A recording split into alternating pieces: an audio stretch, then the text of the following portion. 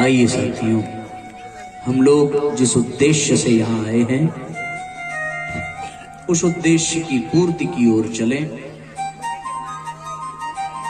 सोचा तो ये था कि रात को जहां से छोड़ा था इस समय वहीं से प्रारंभ करेंगे, पर रात वाले बहुत कम हैं। यदि हम ऐसा करें तो उनकी बड़ी हानि हो जाएगी और बच्चों की संख्या अधिक है, माताओं की भी संख्या। तो कुछ ऐसी सारगर्भित बातें की जाएं जो बहुत सरल हों और कुछ काम की हों, जिनसे कुछ लाभ मिले। तो कल सायंकालीन सत्र में जो विषय चल रहा था उस विषय को हम आगे बढ़ाएंगे आज के सायंकालीन सत्र में। और इस समय हम एक नए विषय से प्रारंभ करते हैं। वो विषय विशेषकर आज के बच्चों, आज के युवाओं के लिए बहुत ही लाभप्रद रहेगा। साथियों, इस समाज में व्यक्ति को जब जीवन मिलता है तो जीवन को वो सफल बनाना चाहता है। हर व्यक्ति चाहता है कि वो अपने जीवन को सफल बना सके। शायद ही दुनिया में कोई ऐसा हो, वो कर पाए भले ना, उसको उसका लाभ मिले भले ना, वो सफल बना पाए भले ना, पर कोई चाहता नहीं है कि उसका जीवन बेकार हो जाए। हर व्यक्ति ये चाहता है कि उसे जितने ही दिन मिले हैं वो उतने दिन को खूब सुकून से बिता सके और कुछ अच्छा भी कर सके। इसी उद्देश्य के साथ वो अपने जीवन की शुरुआत करता है। और अच्छी भी बात यह है कि वो चाहता तो है, पर ज्ञान न होने के कारण जैसा वो चाहता है वैसा कर नहीं पाता। हर व्यक्ति अपने जीवन को सफल बनाना चाहता है, हर व्यक्ति अपने जीवन को शानदार बनाना चाहता है, लेकिन उसके पास वो सूत्र नहीं होते जिसके माध्यम से वो अपने जीवन को शानदार बना सके। आज की स्थिति बड़ी भयावह है, आज की स्थिति बड़ी दयनीय है। इंसान का अस्तित्व 3-4 चीजों से मिलकर के बनता है। पहला है उसका शरीर, दूसरा है उसका मन और तीसरी है उसकी भावना। यदि इन तीनों को ही गहराई से देखा जाए और इन तीनों को एक साथ मिला दिया जाए तो व्यक्ति का व्यक्तित्व बन जाता है। चिंतन, चरित्र और व्यवहार से व्यक्तित्व की परिभाषा समझी जा सकती है। साथियों, चरित्र भावना से निकल करके आता है, चिंतन मन से निकल करके आता है, और हमारा जो व्यवहार है वो हमारे शारीरिक क्रियाकलाप, हमारी वाणी, हमारी दृष्टि, हमारे कार्यकलाप के माध्यम से पहचाना जाता है। तो हम अपने चिंतन को ठीक कर सकें, हम अपनी भावनाओं को ठीक कर सकें, हम अपने शारीरिक गतिविधियों को ठीक कर सकें, क्रियाकलाप को ठीक कर सकें। यदि इसको कहा जाए तो भाव शक्ति, विचार शक्ति और क्रिया शक्ति को यदि हम ठीक कर सकें तो हम अपने जीवन को सफल बना सकते हैं।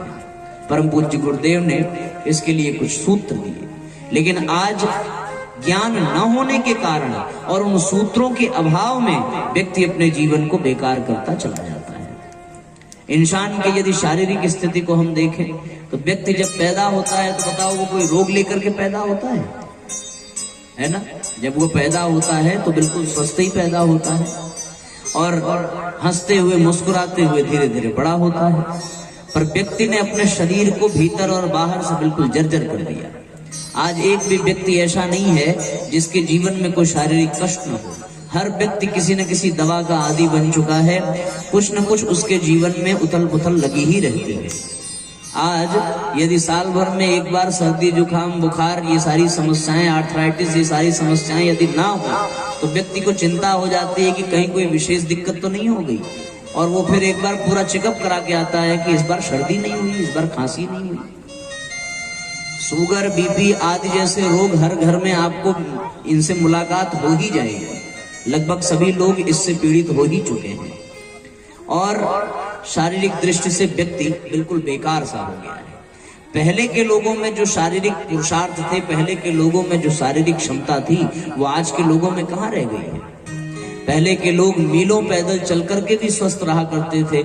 आज तो यदि व्यक्ति के पास बाइक है और घर में शौचालय नहीं है और उसे दूर मैदान में जाना है तो भी वो बाइक से जाता है।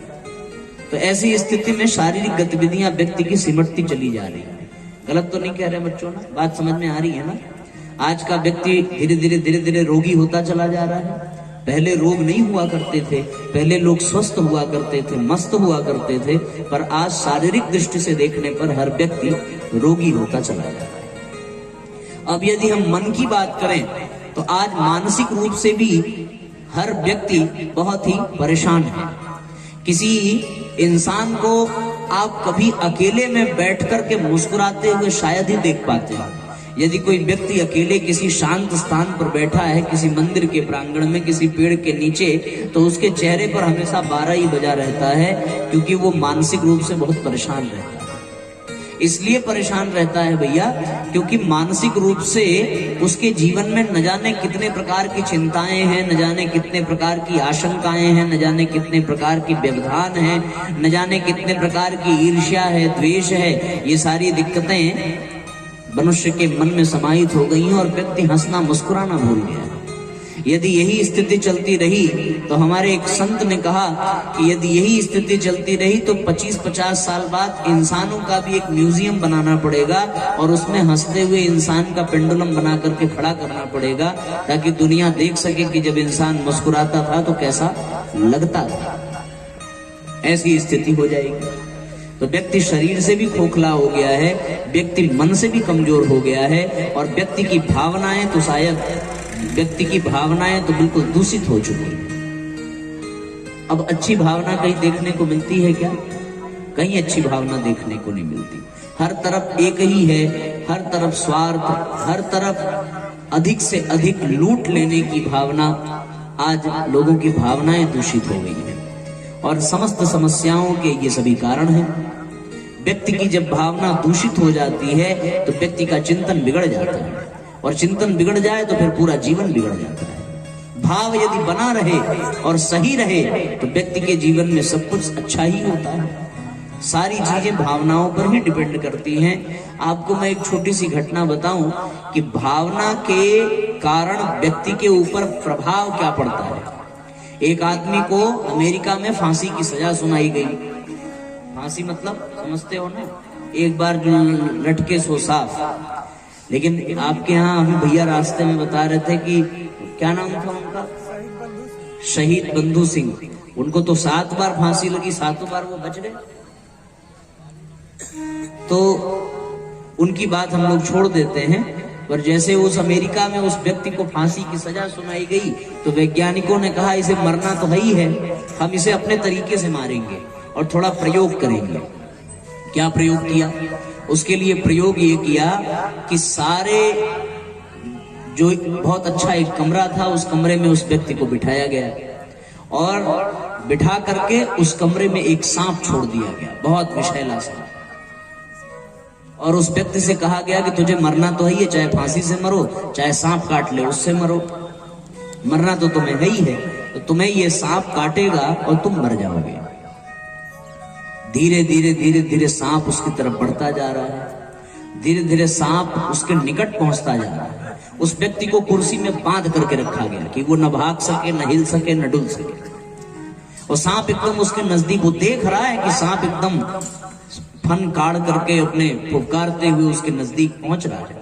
जब थोड़ी दूरी रह गई तो उस व्यक्ति की आंख पे एक काले रंग की पट्टी बांध दी गई, और बिल्कुल ठीक उसी समय जितना उसने आकलन किया था कि अब सांप हमारे पैरों में डसेगा ही, ठीक उसी समय उन वैज्ञानिकों ने जिस प्रकार से सांप के आगे के 2 दांत होते हैं उसी तरीके से सुई चुभा दी।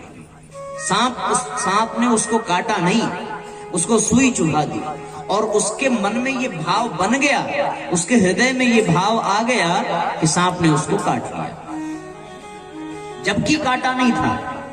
चुभाई गई थी सुइयां, लेकिन भाव ये बन गया कि भैया सांप ने उसको काट लिया।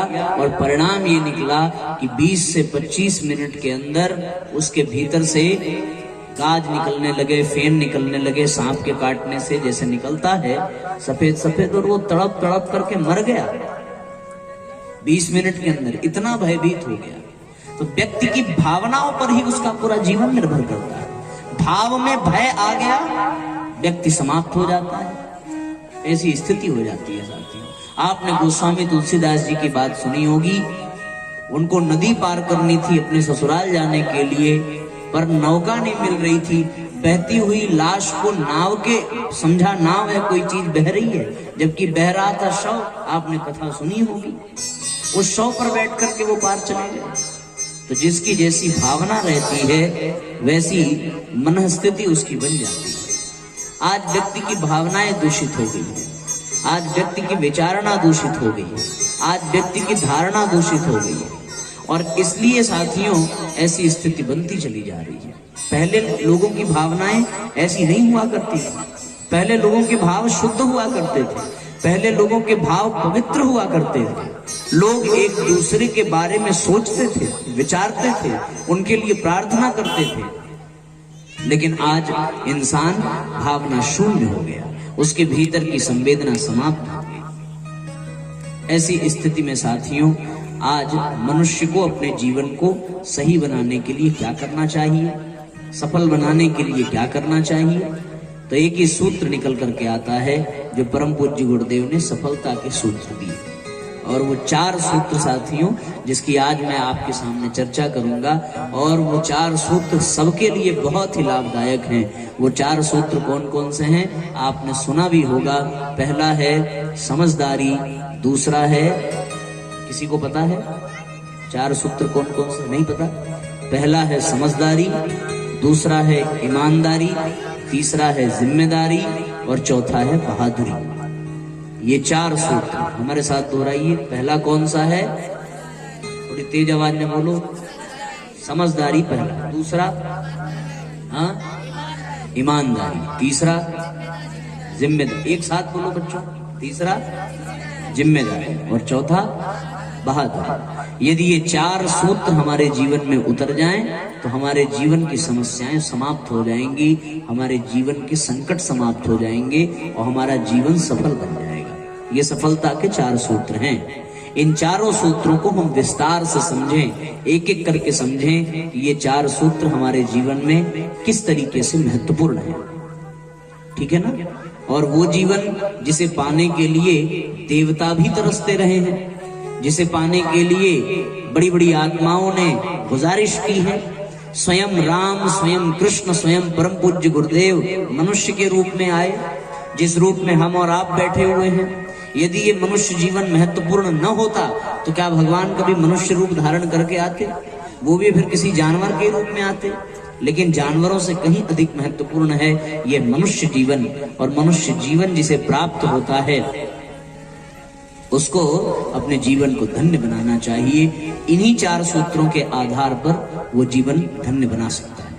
मानव यह जीवन अनमोल रे, जहर न इसमें घोल रे। बड़ा प्यारा गीत है, निकालो। सब एक साथ गुनगुनाएंगे। उसके बाद हम लोग एक साथ इन 4 सूत्रों पर विस्तार से चर्चा करेंगे। आइए सभी एक साथ तालियां बजाते हुए, एक साथ गुनगुनाते हुए इस प्यार भरे गीत को, मनुष्य के जीवन की महत्ता बताने वाले इन गीतों को ध्यानपूर्वक सुने। आप लोग वहां क्यों बैठ गए? आगे तो जगह है, आप आगे आ जाओ। आगे भी जगह है, वहां धूप लगेगी। जो लोग धूप में हैं वो छाए में आ जाएं, आगे पर्याप्त जगह है। बहुत पीछे बैठने की आवश्यकता नहीं है, सब के सब आराम से बैठ जाइए। तालियां बजाते हुए एक साथ। जन्म तेरा अनमोल रे, माटी में न घोल रे, अब की मिला है फिर न मिलेगा, कभी नहीं कभी नहीं कभी नहीं। तेरा अनमोल रे, माटी में न घोल रे, अभी मिला है फिर